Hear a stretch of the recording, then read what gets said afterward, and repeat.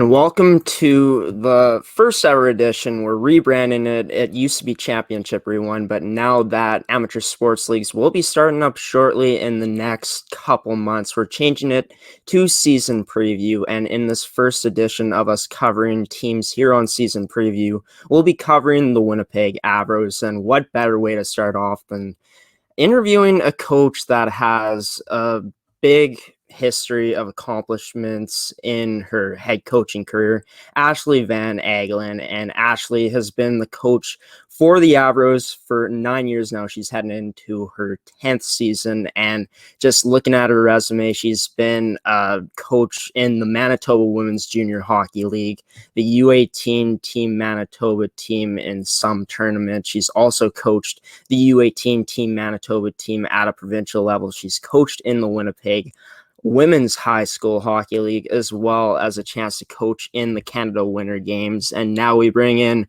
the coach herself, Ashley Van Aggelen. And Ashley, thank you so much for joining us today. How are you doing on this? Well, it's going to air on the morning, but this lovely Tuesday evening. Not bad. Thanks for having me, Graeme. It's been an awesome day. Got to go back to work today. See all the high school kids. So that was exciting. Yeah. Yeah, and then, sorry for interrupting you there, but in a time like this, you're going back to high school and you are a teacher, and I'm sure for you this is a very busy time and a time of uncertainty with everything going on in the world right now.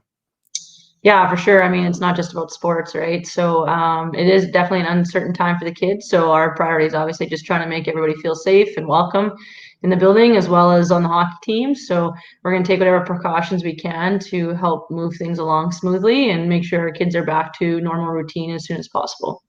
And how has it been so far dealing with school with this new routine? I'm sure there's a lot of rules implemented that make school kind of as unpredictable as possible to handle. But how have you been able to handle the changes that have been thrown at you so far?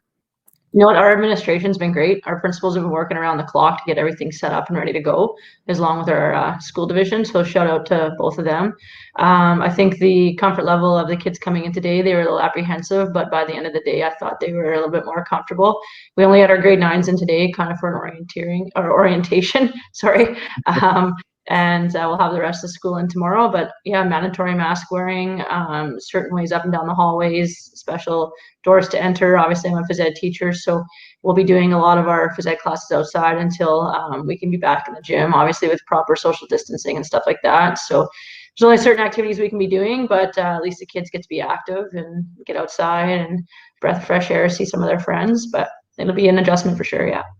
That's great. And it seems like you're optimistic for the upcoming changes in the upcoming months here going into the school year. So just moving away from the school stuff, we're going to get down to hockey here. And as mentioned in the intro, you've had the chance to coach many teams in your head coaching career, and your 10th season you're heading into now with the Winnipeg Avros. And you guys are already at work. You got your team made. How is the team looks so far throughout the early stages of practices so far? Yeah, to be honest, we've only been on the ice twice, and one of those times was for team photos. So we've done maybe a total of 8 drills, but we're super excited for the season. We have 9 new players, all of which are 2005. So we're coming with a lot of young blood, girls that are excited to play at this level. We play fast, we play hard, as we always have, and the Avros do a really good job to get to the net and go to those tough areas. And we find that with the personnel we've drafted this year, that everyone's gonna contribute in a certain way, and we're just super excited to get the season going. And obviously the girls are really excited too. So there's a lot of excitement around the program right now. We have our first workout tomorrow, and then we're practicing again on Thursday. So everyone's super excited and just like literally waiting for the day hockey gets to start again. So. And it's always a great day when you can finally start your season and get things going. And you mentioned about your team, how you guys play fast and hard throughout your years of coaching. Has that always been your style, to have teams like this that play fast and harder? Has your coaching style kind of been different at the start and you've kind of adjusted throughout the years? Absolutely adjusted. The game's changed a lot. I've been with the Avros since it started, and I just find the female game has really changed a lot. we're adapting more of our play around the NHL and the junior men's hockey and just driving girls to the net all the time. And I find that we've kind of definitely taken a different look at how we've drafted in the last 4 years. And I think it shows because in the last 4 years, we've been either 1 or 2 in our league and we've come up really strong. So, sizes and everything, we've got a lot of young, small players that, put a lot of points up on the board, including like Trinity Grove, Courtney Bays will be really depending on some of our other small players coming in this year. And just motto is catch us if you can. If they can't catch us, right, then more puck possession. So and chase it down. I love the motto. If they can't catch you, it's going to be pretty tough to stop you. And just talking about how you're kind of adapting your style more around the pro game, and just talking about the program that you built up throughout the years, throughout your 9 seasons so far with the Avros. How huge do you think that is to adapt and kind of get them playing at that pro style, to get them noticed by colleges, maybe other universities? For sure. I mean, can't sit back and play the old school game anymore because that's not what's happening at the higher levels. And I find now with a lot of the coaching clinics I've been able to be a part of, and right now I'm part of the NHLCA with, the Winnipeg Jets, but also with all the NHL coaches and a lot of the females from all over Canada and the US. I just find that a lot of them are coaching at the university level, the national level, and I just find that the game has changed so much, especially since when I played. I mean, you can only be so creative within the game, but I just find in terms of special teams and even 5-on-5 play that if we can play a style that people aren't used to defending against, then it just obviously helps us for our success. And every girl on our team has a role, and they know their roles, and those roles can change, and we got to pick players that can fit into those roles. So we're not necessarily always picking, the top player, the best player all the time throughout the rounds, but players that can fit the role that we need them to play. Yeah, for sure. And it seems like you've done a great job of that. And it is so true. I've heard this from so many coaches, and playing hockey myself, is that the coaches' message is that you always want to get those top players, but you also want to get those players that can fit into kind of those role players as well. So just moving into you personally, 9 seasons coaching, and you were awarded this past season with an award that's a huge accomplishment, the BFL Coach of the Year award. And I know you were on one of our shows on Amateur Sports TV talking about Theo about it, and he said that you had no idea that you would get this award first, and I'm sure that you were very excited to receive this award, and such a great accomplishment, one of 2 winners. So just talking about how excited you were to be presented with this award. Yeah, obviously, like I said, I had mentioned to Theo, I wasn't expecting it. I was part of Hockey Canada's Women's Master Coach Developer Program. So the lady that was emailing me about the award was also the lady in charge of the clinic that I was participating in.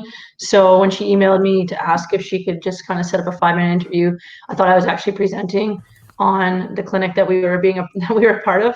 And then that's when she had let me know that I had won this award, and there's all these bigwigs emails, addresses on the email she sent me. So I was a little bit confused and hesitant as to what was going on. But it was, I think the best part for me and the biggest surprise was that it came from my players and my players' families, and not just recent players, but players that played for me 6, 7, 8 years ago.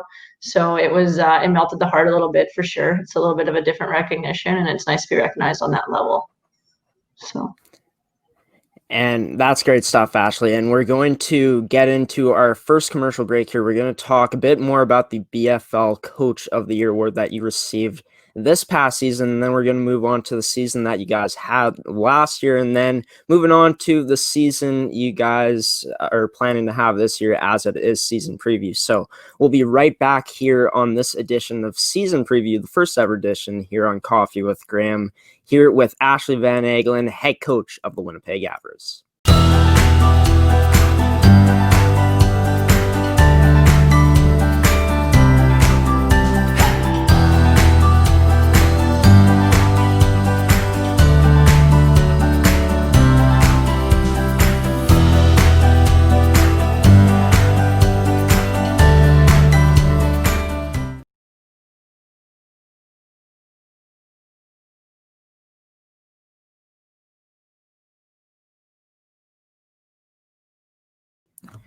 And back here on season preview on Coffee with Graeme with Ashley Van Aggelen, head coach of the Winnipeg Avros. Moving into her 10th season, she was talking about just the coaching award that she received this past season, the BFL Coach of the Year award, talking about who nominated her. And now just got to ask you this question, Ashley. It's such a huge award for you, one of two winners in the whole entirety of the award. Just talking about the accomplishments that you've had throughout your career. Yes, you've won provincial championships, but I'm sure that this hits differently on a personal level. So if you had to rank where this award, if I know it's probably a hard thing to do, but if you could rank where this award stands in all the awards that you've received in your coaching career, where would you put it?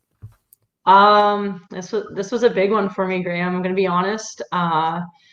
Mostly just because I was nominated by my players and players' parents from so many years ago, and my recent players. So this is definitely going to be in the top for sure.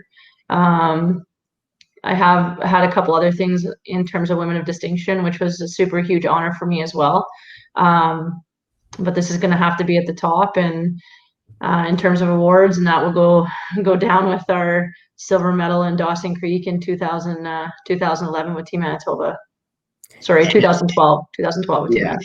Yeah, and obviously such a huge award. And I forgot about that just coaches, your peers that you've worked with did nominate you for this award. I know that Theo talked about it and how it did hit on a personal level. It hit differently for sure, that knowing that your peers and coaches that you've coached with just nominating you for such a high achievement. So I'm just gonna ask the same question that Theo asked, but just does it mean that much more when you get nominated by people like that?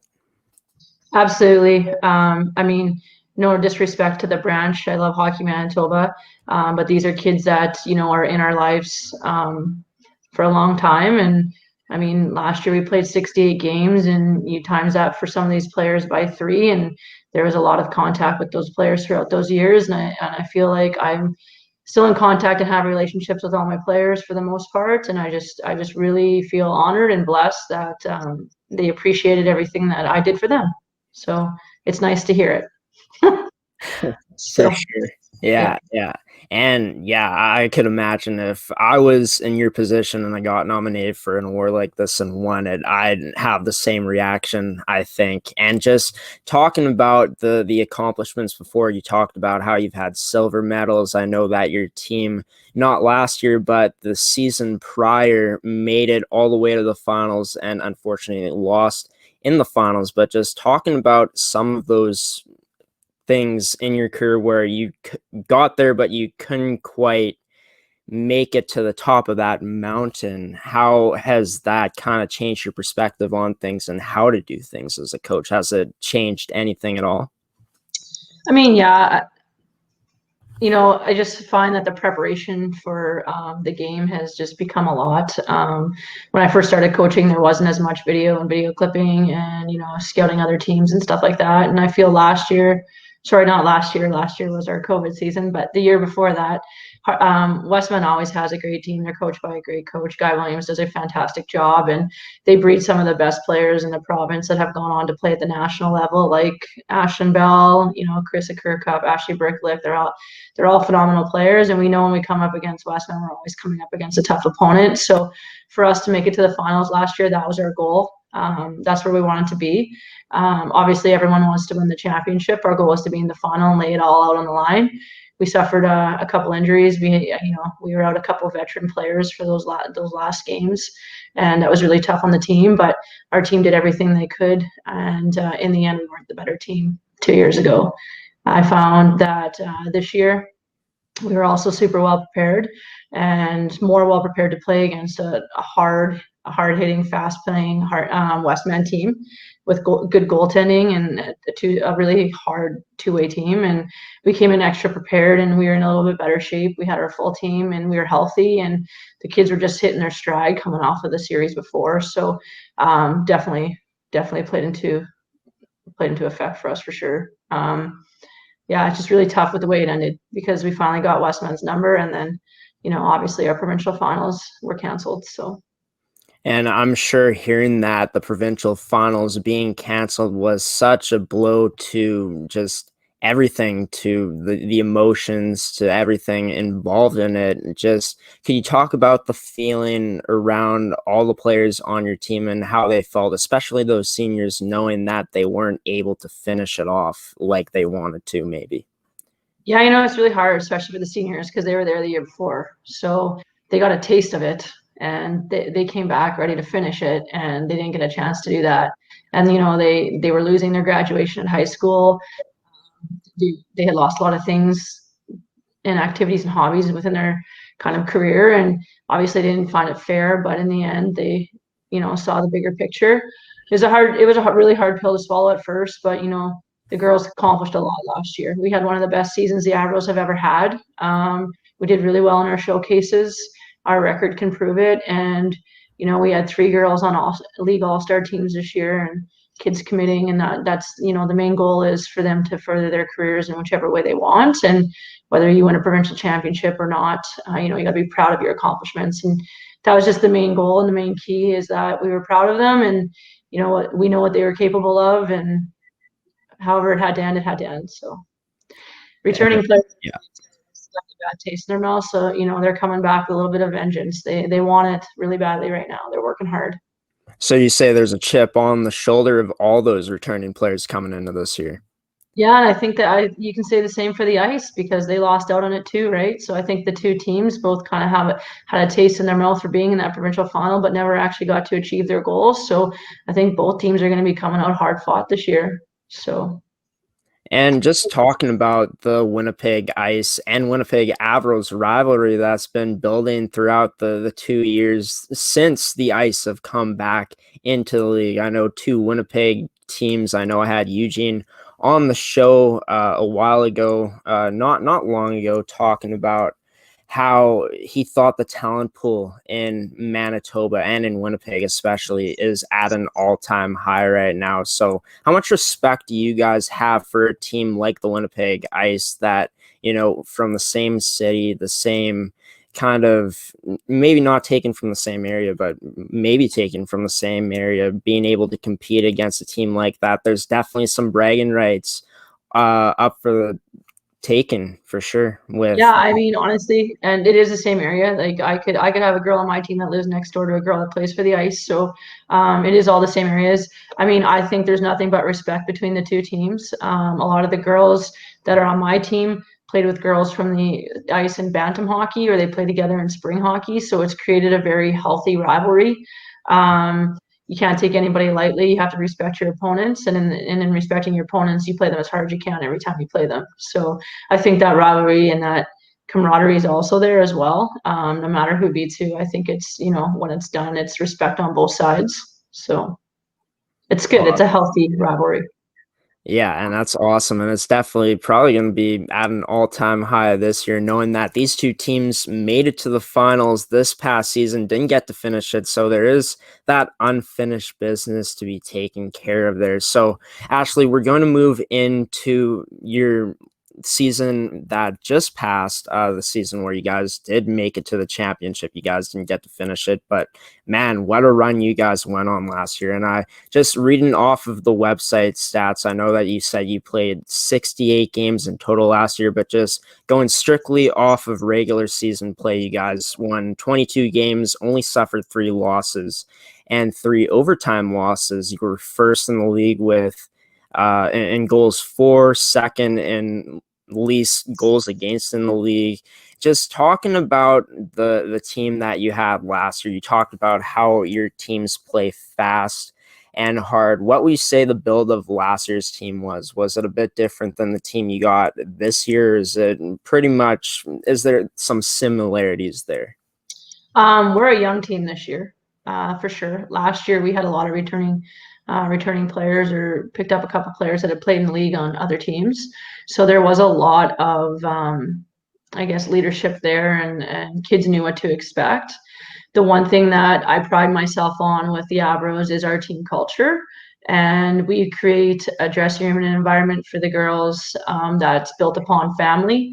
And last year, was probably, in all 9 years that I've had, was probably the most connected team we've had in terms of our team culture.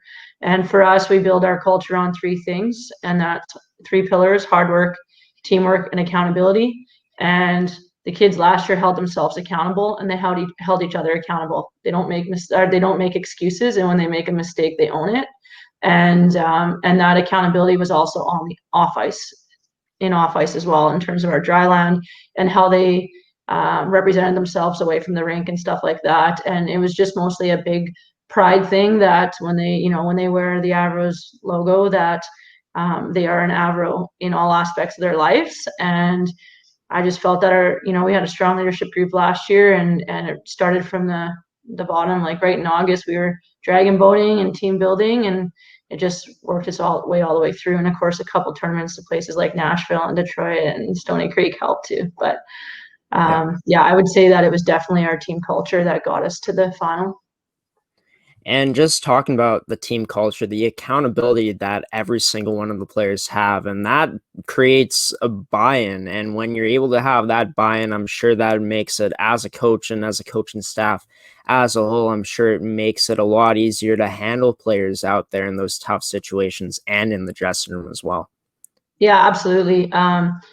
When you're holding each other accountable, and it's taken in terms of like drive and intensity, they work hard for each other. If a teammate sees another teammate, making a slide block or taking it in the gut, getting up, getting back on a puck, back checking, going both ways, sticking up for each other, those kind of things, then they want to play for each other. And we wanted to play for each other last year. We wanted to win for each other, and we proved that every time we stepped on the ice. And not only was it 5-on-5, but I think our special teams was one of the best special teams in the whole league. And that's one reason why I think we did so well against the ice. They had 36 power plays against us, and they didn't score once on the power play. And our penalty kill, we intermingled kids in and out of that all year. It wasn't set people. So it's just they compete in a healthy way, and they compete for their roles and their positions, and they work hard every day. So it's hard. You can't take any days off when you're at the top of the league. Everyone wants your number, and this year the girls' mentality was there, and they were able to play hard every game. So. And you talked about it, how experience was such a big thing for you guys last year. And this year, you're coming in with a younger team than last year. Even though you have 8 returning players, there's definitely that more experience last year. But just talking about the strengths of last year's team, besides the experience that you guys had, you hinted at it, that your special teams was such a big part of why you guys were so successful. So would you say that was probably your biggest strength as a team last year, being able to shut teams down on the penalty kill and scoring on the power play as well? Yeah, I'm going to be honest. Our penalty kill was definitely better than our power play, because we spent a lot of time in the penalty box last year. It got better as the year went on, though. But yeah, our penalty kill, our little Trini Grove, like, she had 3v5 goals last year, penalty killing, 3v5, blocking a shot, going down a breakaway, so those are the big builders. Those are game changers. Those are the things that get teammates excited. And we scored a lot of shorthanded goals last year. And at one point I was a little nervous that we might get more shorthanded goals than power play goals. But our power play did come along. It took a little while to get there. Our power play is a lot like the Jets. So you win some and lose some with it. But yeah. And talking about Trinity Grove, your team's top goal scorer last year with 30 goals, and the points leader as well with 54 points, and just her improvement from her rookie season in 2018 and 19. Even though she won Rookie of the Year in 2018-19, she had 14 points, and then she was able to surpass that by quite a fair bit with 54 points. Just talking about the things that makes Trinity so special as a player. You talked about how she scored a bunch of 3v5 goals. Would you say that her ability to kind of maybe put a team on her back is one of the most impressive things as for her as a player? Absolutely. And like, she wasn't the only one. We had quite a few players putting the team on their backs. But when you have a second-year player playing like that, it makes your third-year players want to play better. Because when the younger players are working that hard, it makes your third-year players want to work that hard. And her competitiveness and her intensity is contagious. she likes to score goals, and she's got crazy puck skills, and she is not scared to take a hit. She's not scared to give a hit. The girl plays like she's a beast. And we are so excited to have her this year as actually our team captain. We were going to be announcing that on Thursday, and she's going to be a fantastic leader. And she's one kid that I know not getting to finish the job last year has really hit hard. So I think this is going to be personal for her, and she's going to work really hard to make sure the team follows suit and she gets them to a championship. And with her being motivated like she is, do you think that's going to be scary for other teams in the league with Trinity going into her third year, playing as a senior, being a team captain? You know, she already improved from her first season to her second season. Just the improvement that she could be showing this year on the ice could be something that's pretty scary for other teams.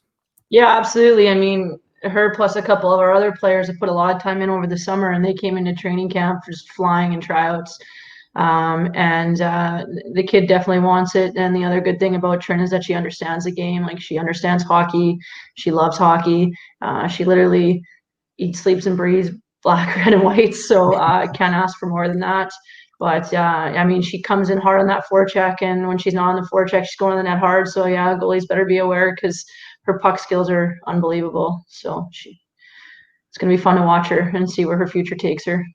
Yeah, and just the improvement that she showed from year one to year two. I can't wait as a fan. I know as a coach, you're very excited, but as a fan and everyone watching, I'm sure that we're all excited to see where this year leads Trinity and see if she can maybe even improve upon the year that she had last year in those point totals. So just we're going to get into some of the more returning players that you have coming in to the season this year on the team, Courtney Bays being one of them. But just going back to last season, and there were parts in your season where you guys showed so much consistency in the win column. 2 big winning streaks, one a 7-game win streak from October 20th to November 20th. I did my homework on this, Ashley, but 8-game win streak as well from November 24th to January 11th. So just if you can remember those win streaks that you had in the regular season, were there some things that your team excelled in that was very impressive to watch? You know what? I think it was just a consistency thing for us. Our whole goal is to outwork any team we play against, and knowing that if we're the hardest working team on the ice, that the success will follow. And I think in both situations there, the girls are bringing it, and we practice like we play. And you know, the first win streak, I think that got stopped short there. It wasn't an overtime loss, which was hard to swallow, but it humbles you. And it's okay to lose, and it's okay to lose early. It's okay to lose mid-season. It's even okay to lose at the end, because, I mean, the message we send to the girls all the time is like, you can't take anything for granted. So when people are coming out to play their best against you, there is going to be times where you might not be your best, and that's okay. But learn from it, know how it feels, and don't like that feeling too much. And you know, make sure we get back at it and train harder and work harder and stuff like that. So, I mean, for us, the consistency was there. We were super happy with that. Our back end last year was so strong. Not only were we putting the puck in the net, but we weren't giving up many shots. And our veteran goalie, Jordan McCall, had a fantastic season. But the D in front of her also had a fantastic season. We only graduated 1 D this year, Mick Castellano, and there was times last year where we weren't giving up any, like, more than 20 or 22 shots against the best placed teams in the league. So that's something to be super proud of. Our defensive game was super strong last year as well. And just talking about that consistency, just things that your team excelled in, obviously was that consistency, but just winning streaks like this, I know it's pretty blatantly obvious, but it builds so much confidence. And just talking about how much confidence it gave your team going forward, moving into playoffs, knowing that you could get that consistency for long periods of time when it matters the most. Yeah, absolutely. I mean, heading into playoffs, I mean, everybody wants to win, but you have to focus on the little things, right? So, you know, playing on the right side of the puck, where you are coming back into your zone, picking up players, you know, just the all-around game, just in terms of our D zone and not being passive and getting on pucks early, and just really attacking the net early and letting our opponents know that we're coming to play. And I found in that second win streak, there was 3 games, I think, where we scored in the first 20 seconds of the game. And it was usually by the same line. So that kind of became a little bit of a ritual for them and a little bit of a goal for them and a test for them. And it really got our team motivated right off the hop. So yeah, I don't know if I answered your question properly or not, but No, that's all good. And just the win streaks that you guys did put up definitely builds a lot of confidence. And just talking about how strong your back end was and talking about your goaltenders, Jordan McCall being the better out of the two, but you guys had 2 solid goaltenders. And even though there were games where you guys wouldn't give up many shots, but to have goaltenders like Jordan McCall being able to be there in the pipes back in that team, I'm sure that in her senior year, it was something that you guys were really excited to have throughout that season. yeah, definitely. I mean, she definitely gave the team in front of her confidence.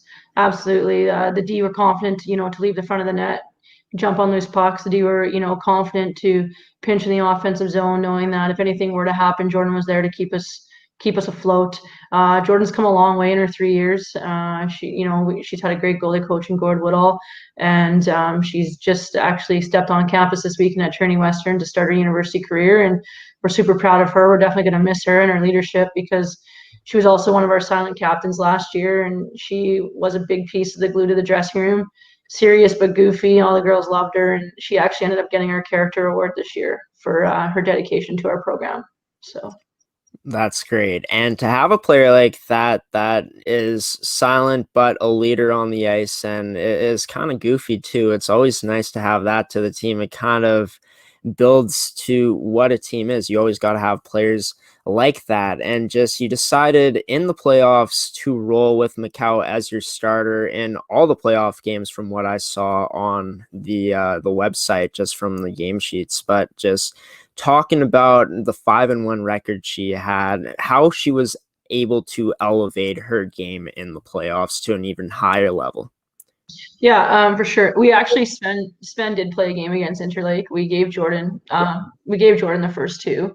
Liv was our rookie goalie, and hats off to her. She did a fantastic job.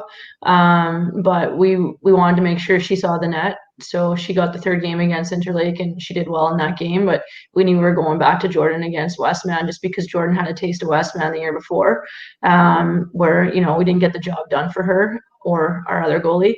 And Jordan actually saw Westman all 4 times in regular season play.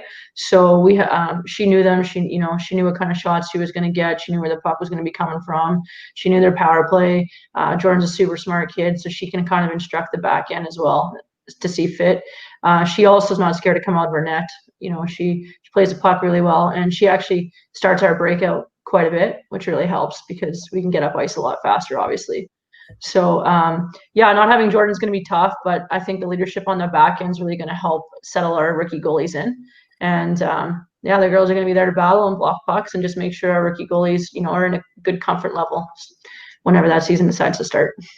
Yeah, and just moving into the playoffs, you guys were riding in with a 3-game win streak going into playoffs, and just it was apparent how ready and locked in and prepared your team was. And I'm sure that's due to the fact that the coaching staff was getting these players ready, and just the players that you guys had, I'm sure that they were taking things into their own hand to make that extra preparation that much easier heading in the playoffs. But just looking at these stats, 6-1 record in the playoffs, 32 goals for and 9 goals against, and you were both first in those. You're tied for first in goals against in that matter. But just talking about the offensive ability that your players showed in the playoffs, and the playoff MVP, Courtney Bays, scoring 9 goals, led the team in points. Yeah. Just winning the team's rookie of the year, and just talking about the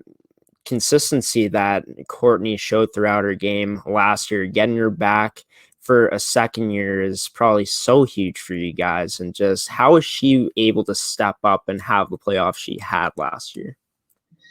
You know what? I asked Courtney that, and she said it came from the confidence we gave her. And one thing that we're proud of is that we put these kids in positions to be successful. And we we saw something in Courtney that maybe other people didn't see in court, and we believed in her the whole way through. And the more we believed in her, the more she started to believe in herself. She's a super talented kid, probably one of the fastest players in the league. And she's another Trinity Grove. She wants it so bad. She's been working out and training all summer. She is just so excited for this season. And we've actually named her one of our assistant captains coming in as a younger age player. And she's not only getting noticed by us, but she's got a lot of recognition from the university level as well. And I think Courtney has a chance to do some really big things for our province moving forward. And that's all from drive. All she wants to do is get better. She's a sponge. She will listen to anything you have to say. She watches hockey. I constantly send her NHL clips of even like the goal last week that in the NHL playoffs, the guy driving middle. We were just discussing how she's that girl on our team, and she watches hockey, and she's such a learner of the game. And I think that's the difference between kids at this age that want to be top level and just kind of like also just sit afloat at the top. Once you get those like best players at that level, the ones that are going to rise above are the ones that are going to be able to push themselves past their comfort and past their limits, and learn the game at another level. So not a lot of girls can be a sponge and hear criticism as well as positive feedback, but Court lives for it. Like, she's so intense. So yeah, she works her butt off. And that's amazing to hear. Just a player that wants to get better, a player that put in the work, and a player that, you're sending your clips of NHL players in the NHL playoffs, and for the things that she wants to learn from those plays, breaking down the plays, is something very special to see. And I'm sure that she's going to do some great things for this province, like you said, in terms of the development, furthering the development of the game for the women's game in Manitoba here. So we're going to get to Courtney, talk about her in a little bit more detail later on in the show, but just talking about not only the young players that stepped up for you guys in the playoffs last year, but the vets that you guys had. And you talked about how your experience was one of the strong points in your team last year, and the vets came through in the playoffs. Perot, Baker, Giesbrick, and Johnson combined for 13 out of your 32 goals. And just talking about that leadership and accountability, just the things you saw from them in the playoffs to take that team to the next step moving forward. Yeah, I mean, out of the girls you named, obviously there's some leaders there. And, Perot, Baker, I can't remember the other ones you said. Haley Johnson. Yeah, and Giesbrick. Jade really came into her own in the second half of the season. She finished her season playing her best, and she was a pleasant surprise this past year. We only got her for 1 year. I kind of wish I had her longer, to be honest. Another small player that's just a grinder that will do anything you ask of her. She just works her tail off. I mean, Baker was our big sniper. I think everybody knows that Baker's probably got the best puck skills and best hands of any female hockey player in our province. Really, like, it's unbelievable the year before how many shootout goals she had and stuff like that. But she was our sniper on her power play. She's also our captain. She had an ability to fire the girls up in the dressing room and fire them up on the bench. And there was always like back taps, butt taps, fist pumps and stuff like that. And she just found a way to get us going, and that was big. And when she got us going, she was going. And with Haley and Janelle, man, those girls have been playing together for like 5, maybe even 7 years. So the chemistry between those two is just unbelievable. And it's funny to see their chemistry and their interactions at times, because it's almost like a love-hate relationship. But man, they play well together. They're friends off the ice, and there's just the connection there. Like, if we knew we needed goals, we knew who we were going to, and we had 2 lines that could score in any situations. We also had a line that was starting to score in any situation, but could also shut down the team's best players. So it was really, really fun to see and fun to watch. And Haley and Janelle were on that line that scored 3 times in the first 20 seconds of the game, and that gave us a big push right off the hop. Wow, 3 goals in the first 20 seconds in a game. That's something that's so remarkable. It's something that's very rare, and for you guys to get that, it's one of the many strengths of your team with that offensive ability, and as well as the playmakers on your team. I looked at the stats in the playoffs. 8 Avros in the top 10 in the playoffs as assist leaders. And I think that probably goes back to the chemistry that was built not only on the ice, but in the locker room. And you talked about the chemistry between Perreault and I forget who else you said. Was it Johnson? Haley Johnson. Yeah. Between Perreault and Johnson that built throughout those years that they've played together. I'm sure that had made it a lot easier for them to find each other on that ice. Having that chemistry is such a huge thing. Yeah, and it just helps when they get along off the ice. Yeah. We all know what girls can be like. So when you get a season when they all like get along and love each other and have friendships, it's fantastic. We really haven't had any issues on the Avros, but last year it was just such a different experience and such a positive experience. All the experiences have been great, but this one kind of just rose above. I also apologize for my cat in the video. Sorry about that. Apparently he wants to make a guest appearance. So, yeah. But yeah, no, it was good. And I can't say enough about every single player on that team last year. I have so much respect for every single one of them and just wish everyone all the best. I know with the way COVID's kind of come into play, a lot of them aren't going to be able to go to their respected university programs right away. So I just want to wish them all the best. And that's one season that we'll always remember for sure.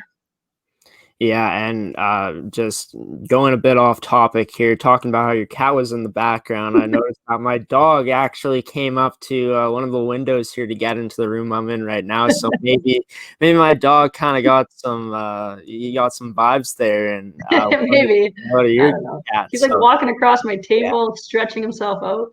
So awkward. It's hilarious. Well, we're going to move into this upcoming season when we come back in the final little part of this episode of season preview here with Ashley Van Aggelen, head coach of the Winnipeg Avros. We're going to hear from our lovely sponsors here who decide to sponsor today's edition of Coffee with Graeme season preview here on Amateur Sports TV. But we'll be right back in just a moment with Ashley Van Aggelen, head coach of the Winnipeg Avros.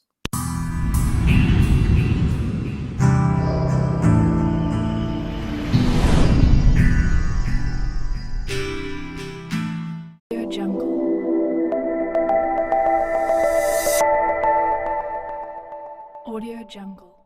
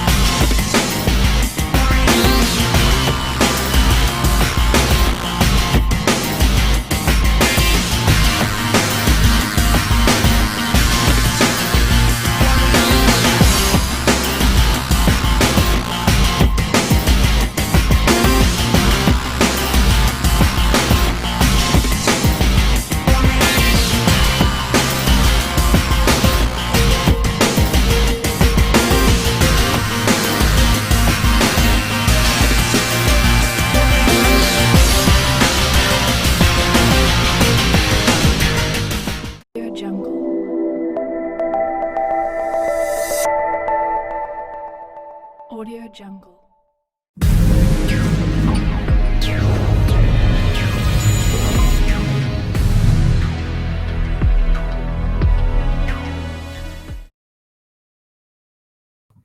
And back here on Amateur Sports TV with the first edition of season preview here on Coffee with Graeme, here with Avros head coach Ashley Van Aggelen in our first part of our coverage of the Winnipeg Avros here on season preview. They had a year for the books last year, unfortunately, not being able to end it how they potentially wanted to, being able to claim a championship, but they're motivated going into this year with 8 returning players, and Ashley's moving into her 10th season as a head coach for the Avros, and wow, 10 years, a decade now as a head coach for the Avros. And since this program started up, you've been building, and you talked about it, how for the past few years you've been 1 or 2 in the league. Just the pride that comes with that. And you talked about how it's such a family vibe with this Avros team and the community here in Winnipeg. Just moving into year 10, is there anything that you're going to change about your coaching style, or is it going to be pretty much the same? It's fast and hard play, as you said. I mean, I think the style is going to be pretty similar in terms of the personnel we have this year. We're going to keep we got kind of a good thing going, and I don't think we need to break it up just yet. So we're probably going to, start rolling where we left off last year and see how that goes and how our young blood handles that. And, for the personnel we picked, I really feel that we picked the proper players to fit the roles we need them to play. So I don't think the style will change a whole lot. People find me really intense sometimes on the bench, but I'm actually just like a teddy bear in real life. So I'm just here to care for the kids and make sure that, they're leaving the program better people and better players. So I don't think that style is going to change a whole lot. I mean, our season's going to look a lot different. Obviously, we've lost 5 of our 6 showcases already, and still waiting to hear when we can travel and when the league will start. So if depending when the league starts, obviously the season plan will change a bit, but how we approach the games will probably be pretty similar. I mean, our forecheck will be different depending on what teams we're playing and what those teams look like, but we'll probably play Yellowhead and Westman in the ice pretty similar.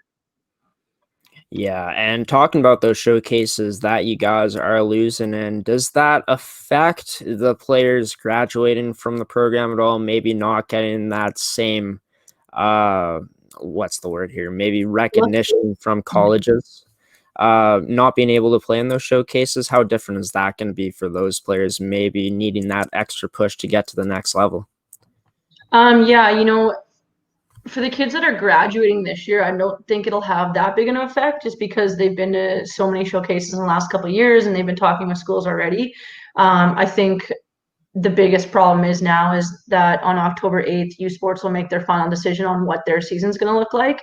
It's changed so many times, like they weren't going to have a season until January. And then if they played, they weren't going to have a national championship. And then if that was the case, none of their players would lose a year of eligibility.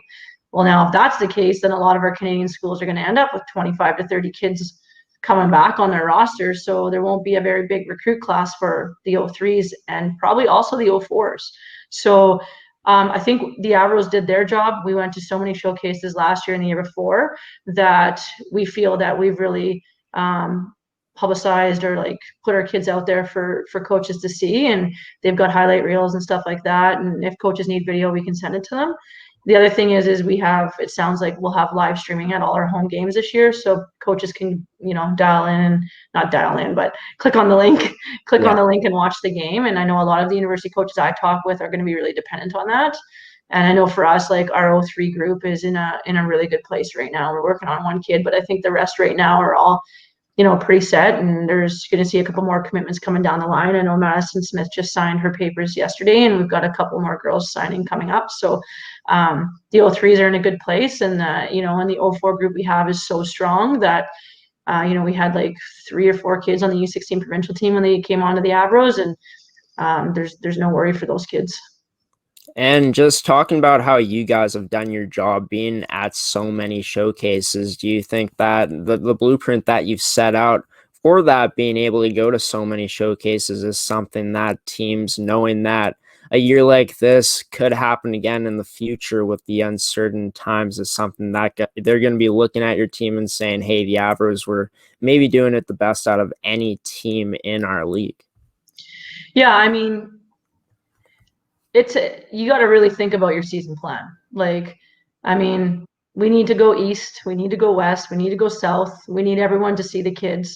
And the one thing about going east is we go early enough in September. The season hasn't started yet. It's not a blackout weekend. And then because we go back to east, but into Detroit, it's all the same scouts get to see the kids another month and a half after they saw them before. So they actually get to see the kids' progression in that month and a half and see where they're getting to. So, which is really nice. And then, between the Hockey Manitoba showcases here and showcases out west, then we get some looks from Can West, not just the OUA and the AUS and all that stuff. So I found it's been really helpful. I find that our logo is recognized almost worldwide. The amount of invites we get to tournaments, I mean, we can't do them all.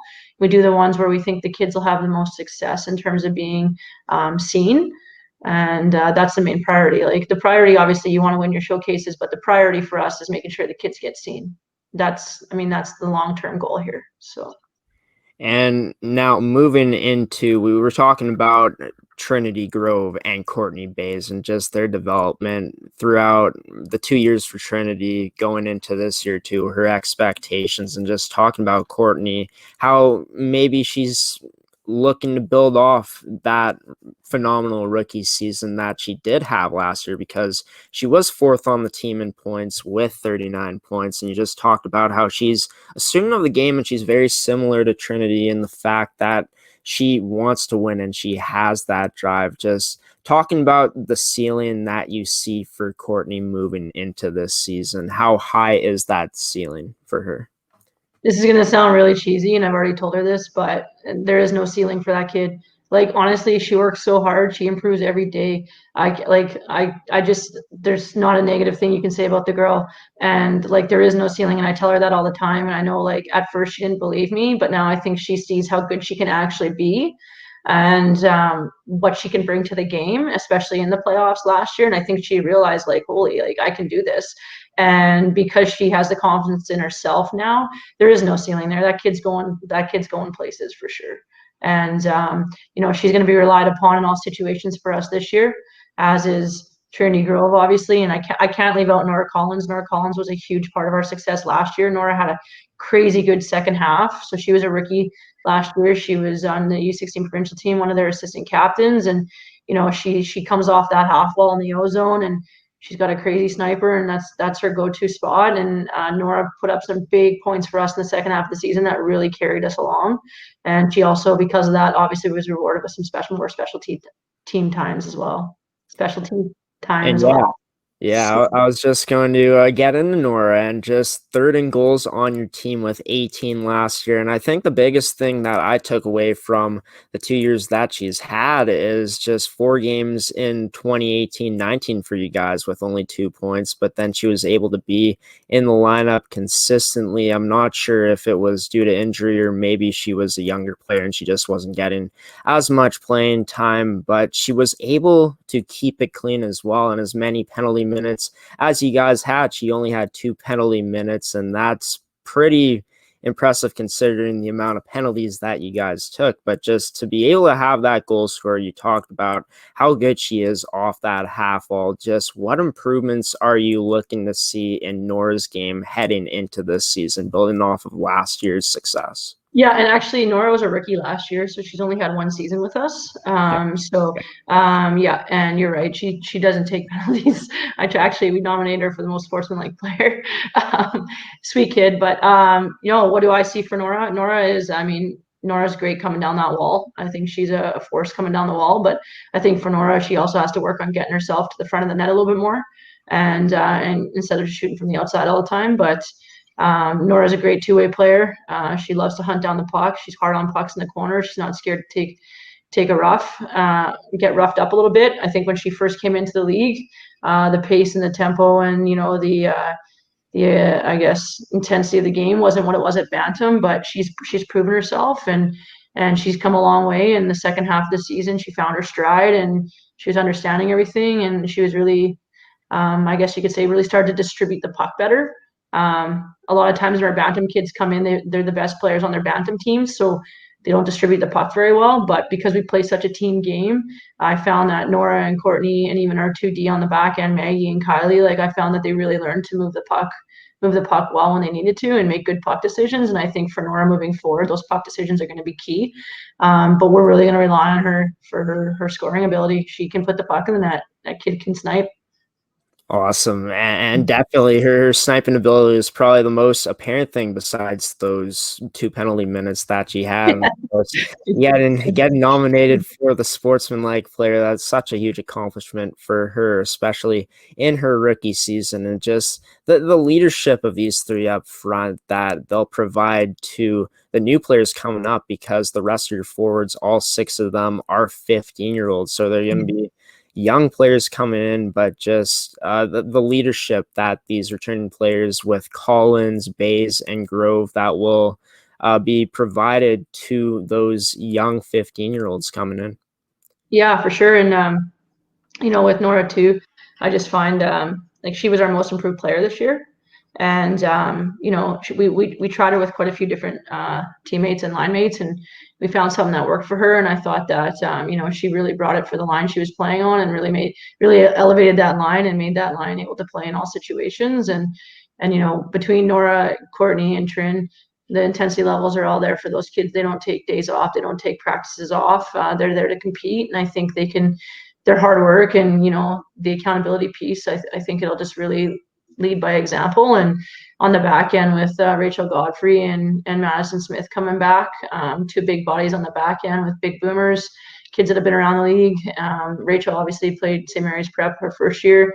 I think the leadership group we have this year will be super strong with all four of them between Courtney, Trin, MJ, and Rach. So. And talking about those young players coming up, and just before I get into that, I'm sure that the work ethic and the drive that Nora, Courtney, and Trinity have is going to be contagious. So it's among those young players coming in, but just talking about what you've seen from camp from those 6 forwards that you selected, the strengths that they have coming in, some of them. Yeah, for sure. Obviously, it already is contagious because we've got a couple young kids already working hard to play on lines with those players and keeping up in practice. So it's been nice to see that. And I know Courtney, MJ, and Trini were on the ice with a lot of the bantams this summer, working in summer camps. So it started with Kohanchuk skills camps this summer that kind of built the bond.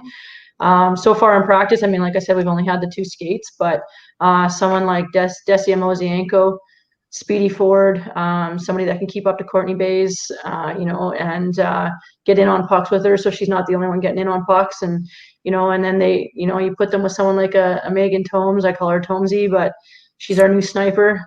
And she can be coming in high and late and finding those soft areas. It's gonna be pretty. And then we do have a rookie line right now. We don't know how if it's gonna stay that way or not. So we got a rookie line with Rhea between Rempel and Friesen, and then obviously our Trini Grove, Nora Collins, and Kaylin Weisner from MFHA. And we're really excited with what we have and what we see, and we think the girls are really complementing each other really well right now. So obviously it's the early stages, but it's also been really exciting to have a lot of Bantam AA teams represented on the Avros, not just 1 or 2. So we have kids from the Saints, the Twins, the Titans, the Preds. So it's really exciting. And APHA, sorry. We have 5. Out of the 9 new players, we have 5 Bantam AA programs represented. Wow, and a lot of diversity among teams there. And I like the nickname you gave her, Tomesy. I like that one. That's Tomesy, yeah. Tomesy's going to see a lot of her pucks are going to hit the back of the net, that's for sure. That's great to hear. And there's excitement there. Just moving on to the defensive core right now, and you guys got completely opposite to the forwards, more experience than ever. And you talked about how strong your D core was last year, but 5D returning for you guys this year. And a player that I think will highlight that out of those returning players is Rachel Godfrey. And she was the team leader in assists and defensive points last year. And just talking about her expectations coming into this year. My expectations for her? Yeah. Okay. Yeah. Rachel is the glue to our back end. Obviously, she's hard to play against, not just for size, but she's probably got one of the best hockey IQs on the team. And I think that's a trickle-down effect. She comes from a really awesome hockey family, supported from right from the top down, and she gets the game. She's also a swing player, so we can swing her up and play. She can play forward at any point. And actually, I think the first month and a half into the season, she was actually leading our team in points as a defenseman. But she is hard to play against, and we, when you play teams like Eastman that have a Kylie Lazouk on their team, who's one of the province's best players, and Hockey Canada invites.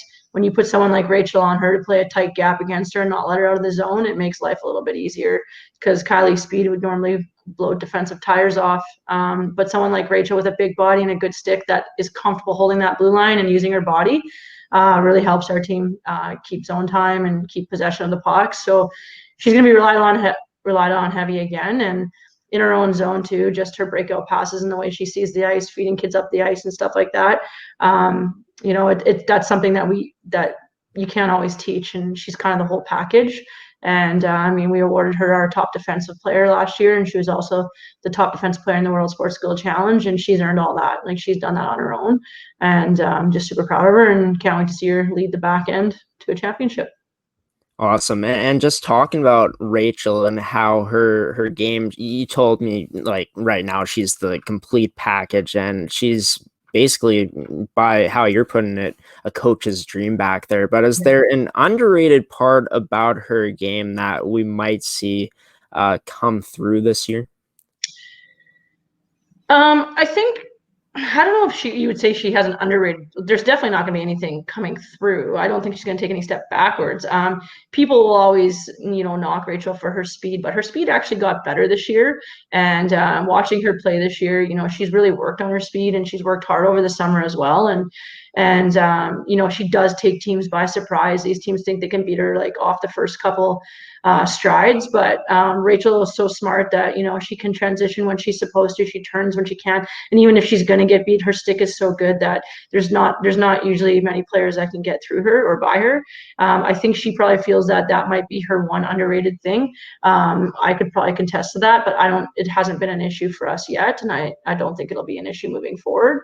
And there's not really much. I can't really say anything negative about her game at all. If anything, she gets some big girl penalties once in a while just because she is big and aggressive, but I wouldn't say, oh my God, I'm so sorry. It's all good. All good. But yeah, I wouldn't say there's anything underrated or anything like that. Like, she's our quarterback to our power play. She is on at the end of a game in a tight situation. She's on our #1 penalty kill. She plays all the time. So yeah. That's awesome. And just talking about the other defensemen that you have, because you guys have loads of experience coming back, are there any players out of those returning players that are looking to take that next step? Is there someone that you got an eye on? Is it a group of players, or is it just one player in particular out of those returning players you're looking to take that next step with their game? Yeah, you know what? With 8 kids coming back, all of which are super talented, I mean, they know that my expectation's high for them. At the same time, they have to set their expectations high for themselves. And I would say the group as a whole, I wouldn't say like one individual player, but I would say the group as a whole is ready to elevate their game for sure. This is the year for those kids, whether they're in year 2 or year 3, where they really have their chance to sign with universities. And if they want that, then they need to be showing up day in and day out. So we're going to get better every day, and we're going to be super dependent on those 8 because we are such a young team this year. Yeah, and just talking about, you guys are a young team, but if anything, you guys have that experience on that back end, and I think that experience is going to play a huge factor into the 2 new goalies that you guys selected this year, in Jenna Gordon and I don't know if I'm pronouncing this name right, but Yanina. Yeah, good luck. Donovan? Yeah, Yanina. She's like. Yeah, it's Belarusian or something. So I haven't quite pronounced it properly yet either, but I do know that I spelled the name bar right. So 2 completely different goalies, and that's what we wanted. We want to be able to give teams different looks. Jen is a big body, plays a little bit deeper in her net, which we're going to work on, but she also comes out of her net and plays the puck really well. The girl can pretty much sauce a puck from goal line to goal line. So we like our breakout starting with our goalies that can move a puck. And Yanina's obviously quite a bit smaller, coming in at like 5'1", but she's super athletic, challenges, takes away the angles, reminds me a lot of our first-year goaltender, Amanda Schubert, from 10 years ago. And both have the work ethic that will get better. So we're super excited about the different looks we're going to give teams, and just young, dedicated girls wanting to better themselves. And talking about the way you handled the goaltenders last year between Sven and Macau, just splitting their games pretty evenly, even though Macau got most of the games. But is that the plan going into this year? Has there been a goalie that's kind of been kind of jumped out to having that advantage as that number one goalie, because as two young goalies coming in, I'm sure that you want to get them building that experience early heading into potentially their next season with your team. Yeah, to be honest, like in regular season, I think Mikal and Sven were split down the middle unless there was a pull somewhere along the line. But what we did was obviously Mikal saw certain games and Sven saw certain games, but they both definitely saw the net half the time until playoffs. This year, I mean, and Jordan worked for that. Jordan worked 3 years for that, and then Jordan was the better goalie last year, so she deserved that playoff run. This year, obviously, two rookie goalies, they're going to have to work for it. I mean, they're coming in equal, right? So if they want the net, they're going to have to show they want the net. And we're going to strategically try to do the same thing this year in terms of them each getting half the games. But depending on their play will depend on what opponents they get. If they want the bigger games, then they need to show that in practice and show that on the ice in games. So it's going to be a healthy rivalry for those two, but they're going to have to push each other for sure. And just one more question before I let you go. We've broke down the forward group that you guys have. We broke down the defensive group and the goalie group. And even though you guys are a bit younger this year, you got loads of talent coming into this year. And you hinted at earlier that the championship is still the number one goal. And as always with a team and a program like you've built up, I'm sure that that's always the goal. But just talking about the expectation going into this season for this group of players, is it that number one seed, or is it to finish strong and, build towards the playoffs and get into that championship game? Yeah, everyone in our league makes the playoffs, so it's not like you set your goal to make the playoffs. Everybody makes the playoffs, but every team wants to be number one. I think for us, like the expectation is that we play our best, and if we play our best and we're not number one, that's okay. But we want to play our best, and we want to develop and finish our season at our best. And if we can do that, then that's fantastic. I mean, at the same time, I know the kids' expectation is to end up back in the final, and we're going to do everything we can to get them there. But in the end, they're going to have to do that on the ice for themselves. So we can prepare them as much as we can, and then we'll let them do the rest. But the expectations are high. They know that, and they like it. They got high expectations for themselves. But at the same time, there's no pressure. Like, I don't want them to feel pressure. As soon as there's pressure, they don't play their game anymore. So they need to, one, enjoy it, like what they're doing, work for each other, and it'll come. Awesome. Well, thanks so much for joining us today, Ashley. You were on here for about an hour and 6 minutes, going on an hour and 7 minutes pretty soon. That's all good.